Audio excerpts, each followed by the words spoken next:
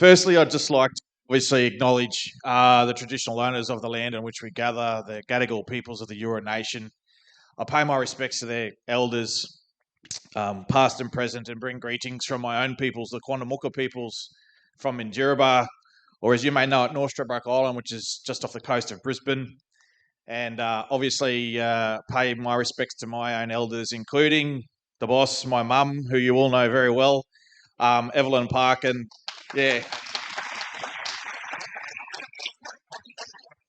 Who has, alongside my other elders, absolutely provided the guidance and wisdom for me and my sister Stephanie, who's also here today to do the things that we do in our lives and we do in our professions. And as with everything that I'll talk to you about today, none of what I'm doing, none of what we are doing as a campaign is new or is ours.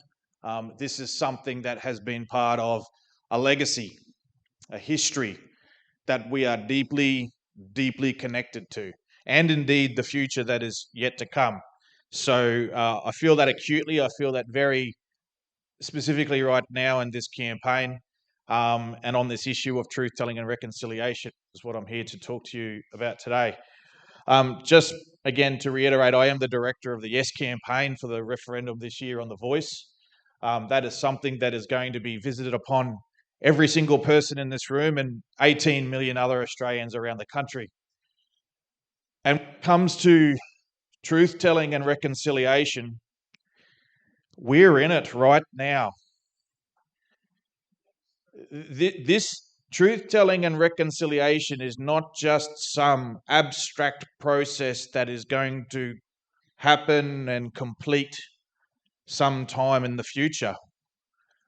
We are in it right now, this year, this referendum in October, in 6 months' time.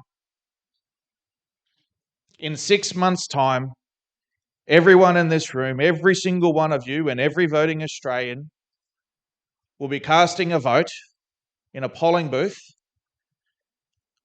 middle of October, and you will be making the most definitive statement that you can make about truth-telling and reconciliation in our lifetimes. It's not in the future, it's coming. It's going to tap every single one of us on the shoulders. And we're going to have to give an answer. It's not actually about the Prime Minister or the Leader of the Opposition or the government or any political party. Very deliberately so. None of what is happening this year is an accident. None of it's been rushed, as I'll talk about in a second. It has been a very deliberate strategy to get to this point. And you all, in some ways, whether you like it or not, have a role to play. We're going to be asked a very simple question. What is this question of truth and reconciliation that I'm speaking of? We're going to be asked very simply, should we recognise Aboriginal and Torres Strait Islander peoples, first peoples of this country, and should there be an Aboriginal and Torres Strait Islander voice? Now, they're not the exact words. The exact words have been released and are currently being debated. But the 2 points that you'll be asked to vote on, yes or no. Should we recognise Indigenous peoples in this country as the first peoples of Australia? And should they have a voice? It is as simple as that. You will not be asked to vote on option A of the voice versus option B of the voice versus option C. You won't be asked to say, well, is 25 or 30 or 50 representatives good or bad? You won't be asked to judge the model, how it will give its advice, how people are chosen. You will not be asked those questions. If you listen to some of the debates, you would be forgiven for thinking that that would be your job. But it is not. The job of the Australian people is to say, Should we recognise Indigenous peoples? And should we have a voice? That is it. That is what will be faced, all of us, this year. I'm going to get back to what that actually means and why that. But I just want to go back a little bit and just talk about how we got here. It's been forgotten a little bit. There's been a lot of frenzied commentary about what this is supposed to be about, and a lot of it is wrong. There's been a lot of bad faith conversations that are not truthful about this issue. So it's important that we understand the history of this as much as we can, so we can clearly and deeply understand how it is that we are in this position, that all of us will have to exercise our responsibility in 6 months' time. Now, I could go back, right back, 1770, 1788, 1901 when the Constitution was drafted. I'm not. I'm going to keep it pretty tight, historically speaking. 30 so years. 1991, the Royal Commission into Aboriginal Deaths in Custody, a massive exercise in understanding the truth of what was happening to Aboriginal and Torres Strait Islander peoples in the incarceration in this country. It's important to note that back when the Royal Commission was founded and handed its findings, Indigenous people, about 14% of the adult prison population in this country. We're now at about 30%. So since 91, we've gone backwards significantly. But back in 1991, the Royal Commission hands down its findings, and in response to that, in 1991, the Council for Aboriginal Reconciliation was formed. That is the formal start of the reconciliation movement in this country. The Council for Aboriginal Reconciliation is now known as Reconciliation Australia, an organisation that many of you are very familiar with in the work that it does. A year later, the High Court hands down its Mabo decision. Then Prime Minister Paul Keating says, all right, there's going to be 3 parts of our total response to Mabo. How do we deal with this historic decision? He says there should be 3 things. Firstly, the Native Title Act, which we have seen exercised across the country to fairly good effect for a lot of Aboriginal and Torres Strait Islander peoples.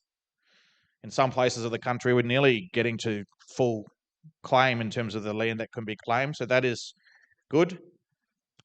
But the second part was because there's a whole bunch of Aboriginal and Torres Strait Islander peoples, through no fault of their own, through the acts of colonisation, removal from country, that could not participate fully in native title, and we've seen some pretty bad cases where that has been rejected. So native title, number 1. Number 2 was the Indigenous Land Fund that was created. That was effectively used the purpose was to purchase land for Indigenous peoples who couldn't get native title so they could get some access to their lands back. That also continues to exist today in a large fund that sits on the side of the Future Fund. So Native Title Act, Land Fund were created. The third part, Keating said, well, that deals with the land and the waters. What about everything else?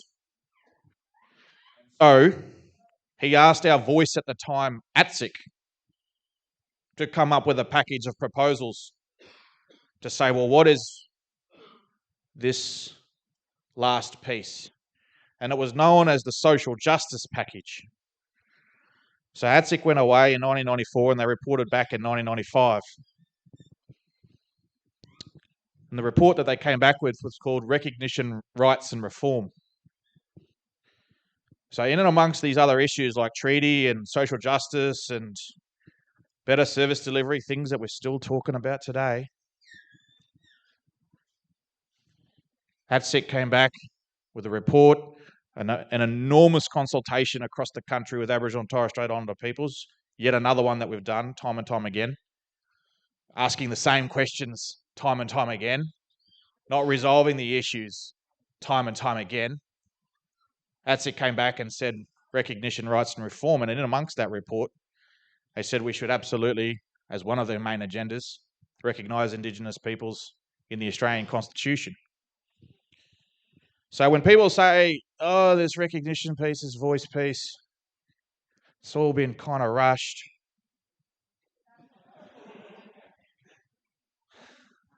Only if you've been asleep for the last 29 or so years. Recognition, rights and reform. I'll say two things about that.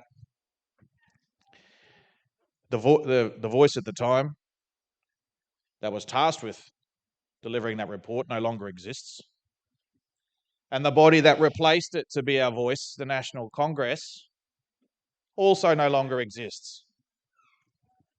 So when we're talking about having a constitutional guarantee to the voice, is it any wonder that Aboriginal and Torres Strait Islander peoples will be saying, well, we want this voice, but we want it in such a way that it's not subject to the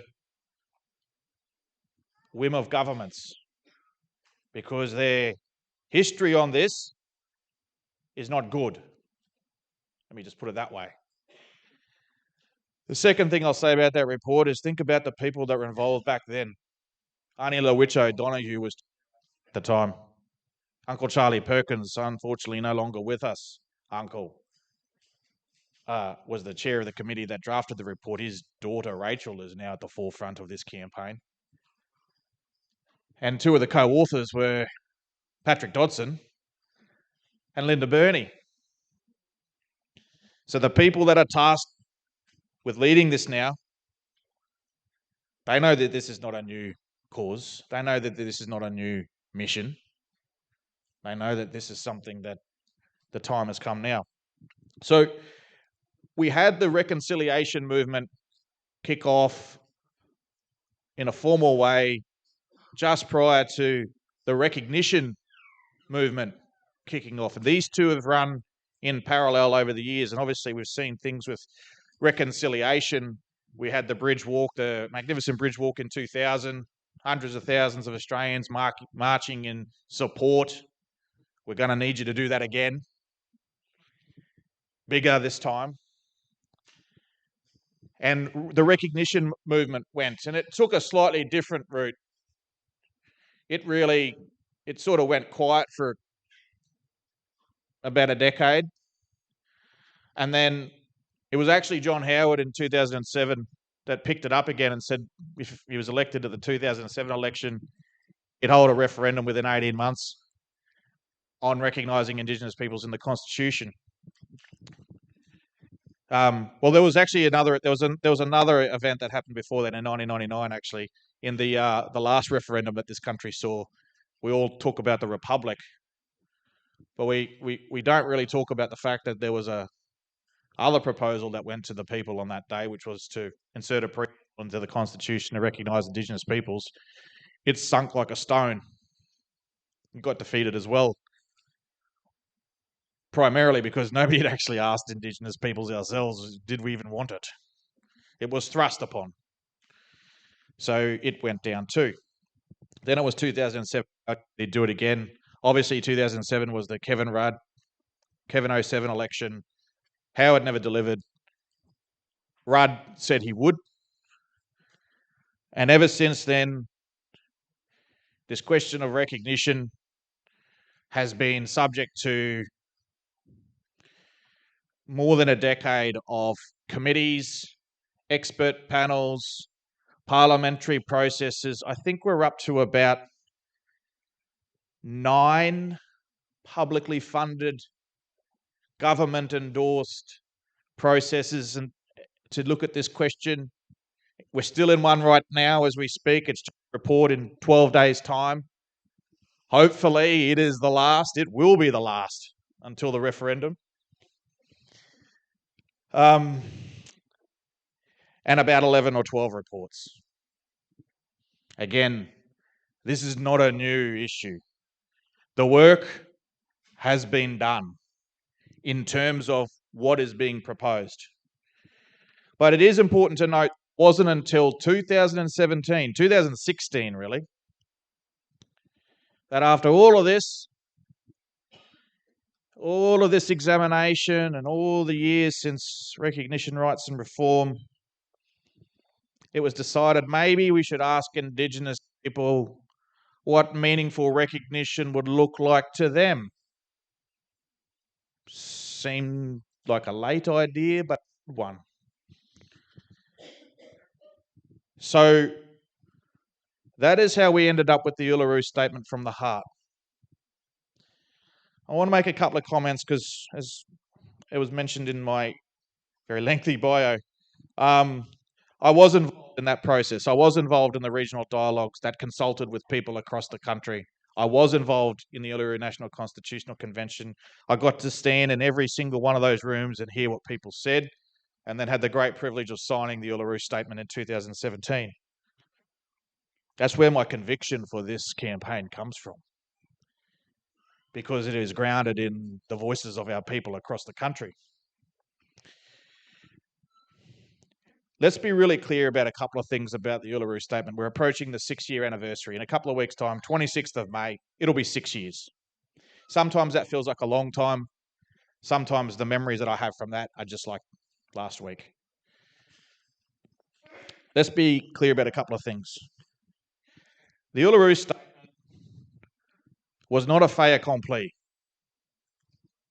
It wasn't part of a terms of reference of a process that had been set up to say you're going to consult all these people and then come up with a historic consensus and you're going to put it in a document and you're going to call it the Uluru Statement from the Heart. It evolved out of this process. As we went around the country talking to people, getting the views, hearing the experience of people, answering this question, what does meaningful constitutional recognition look like? That is how the Uluru Statement came to be. It came from the wisdom of our people in communities. Another thing, so the Uluru Statement could very well have not existed. It came about because we worked towards it and said, this is what we need. The second thing about it is truth-telling wasn't part of the agenda, the formal agenda that was taken to the mobs to discuss these things. In terms of the 5 options that were canvassed for recognition, the voice was one and treaty was discussed and others were. Truth-telling wasn't on the papers. It came from the people. It came from Aboriginal and Torres Strait Islander people who said we cannot talk about these issues of recognition and treaties and all of these other things that are important to us without also having a real conversation about the truth. The deeper truth. The institutional truths about our nation. Who we are. Who we have been. And who we want to be. That's what makes, amongst other things, this referendum. I don't like using necessarily terms fork in the road because there's one choice and then there's another choice, and I'm only focused on one choice. That's this one. But we don't get many options. We don't get many opportunities. Nations don't get many opportunities to mark a decisive moment in their history that says the people have chosen this as the nation that we want to be. We're either leave it to the politicians to decide and hope that they get it right, or we just go through multi-decade processes and we can get to the end of our lives and say, well, we think we achieved something there. We feels like we did, but without that rattling certainty of a yes or no question. That's what we're going to get this year. So, truth-telling came from the people that said, this is what we must do as a country. Now, on truth-telling, so you can start to see, and again, truth-telling is not a new concept. You know, we have a debate every year. It starts just after Christmas. It goes and builds in fever until it hits the 26th of January. Yeah?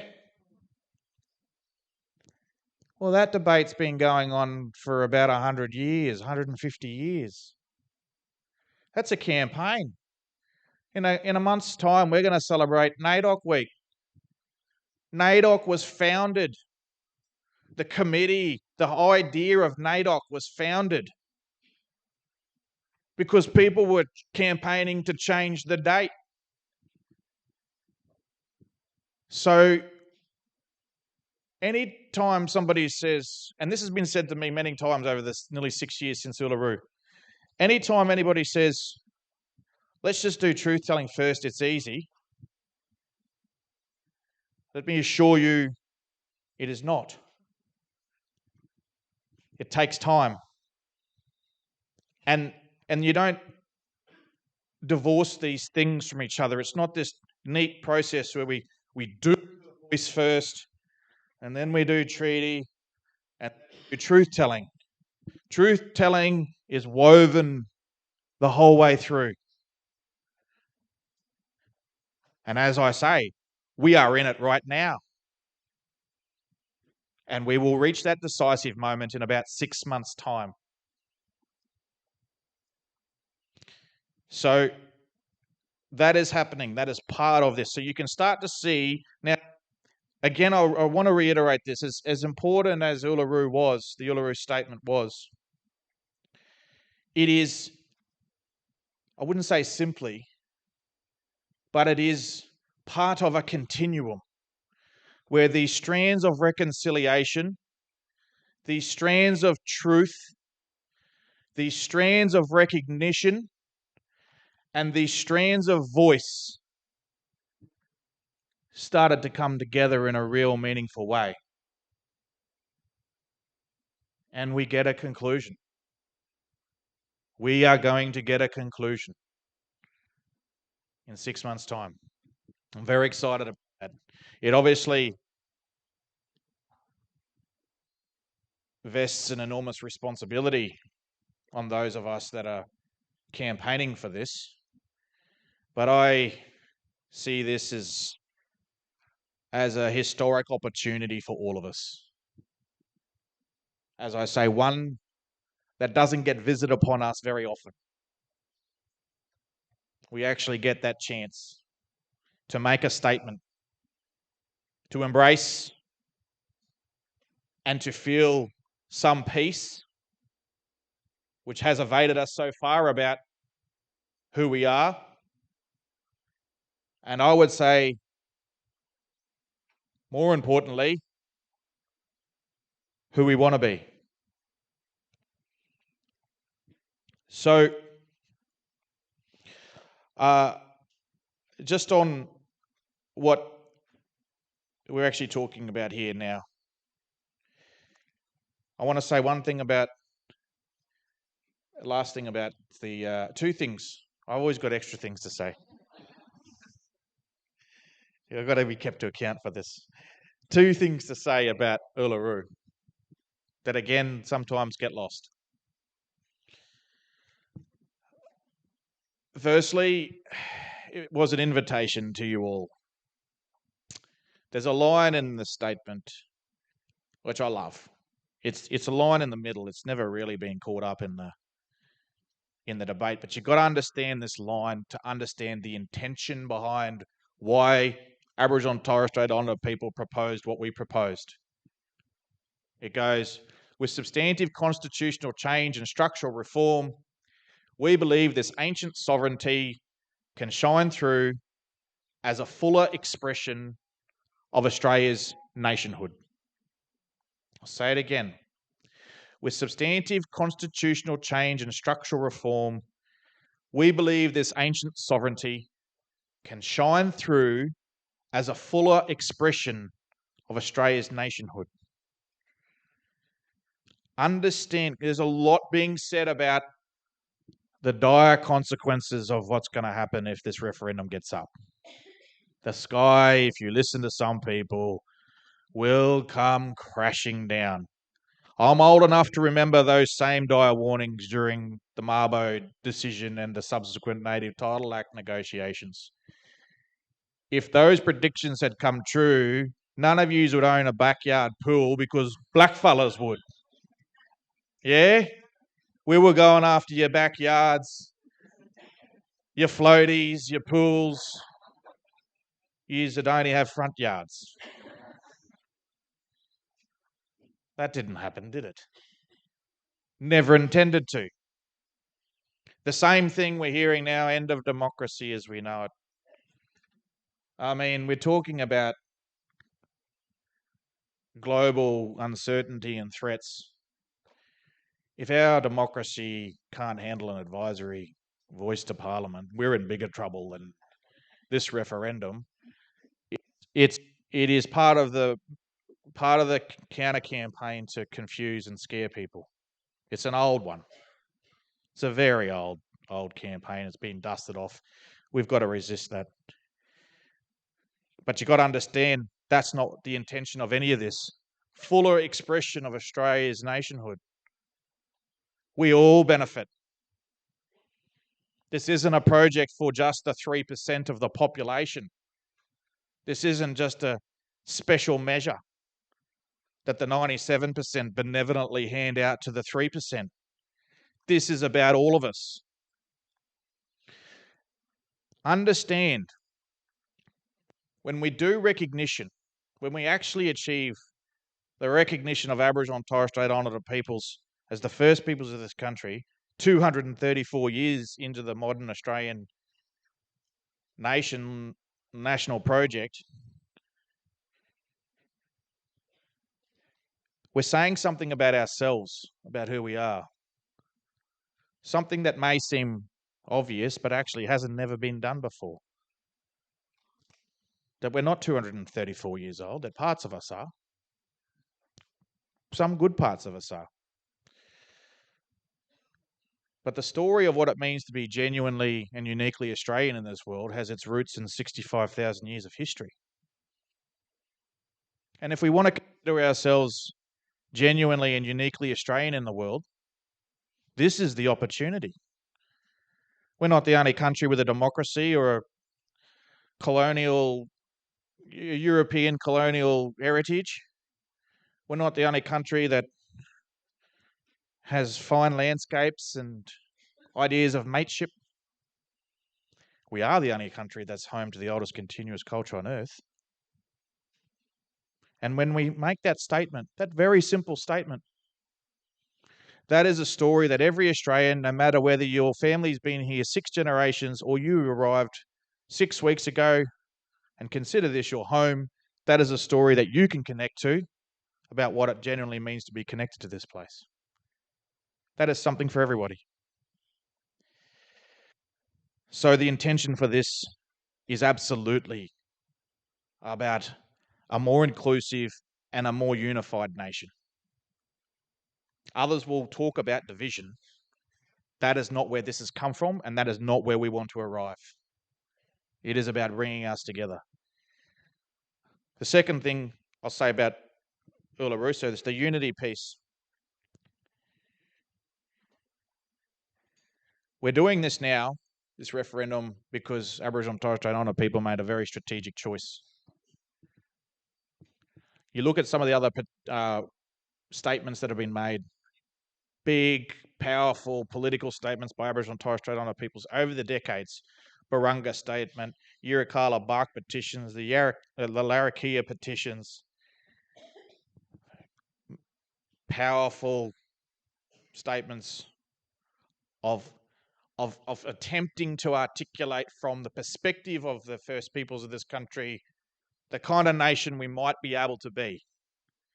And these statements get presented in the greatest of goodwill and faith to the Prime Minister of the day, the government of the day.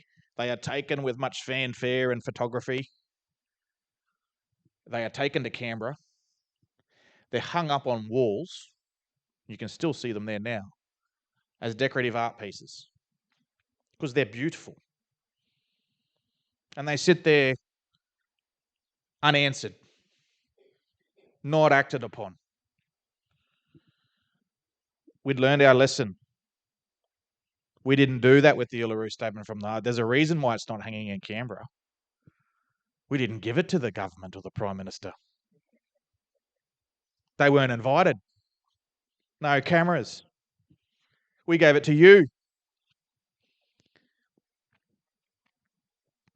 We gave.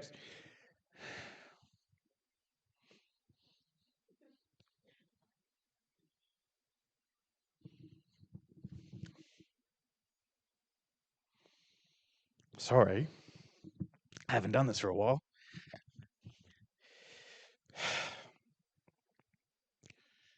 We gave it to you because that's where we put our belief. That's where we put our belief and conviction. And I think we're going to be right. I think we got it right. In fact, I know we got it right. The current debate at the political level shows they're not up for this. We're not going to leave it in their hands this time. That's why we're asking you this year.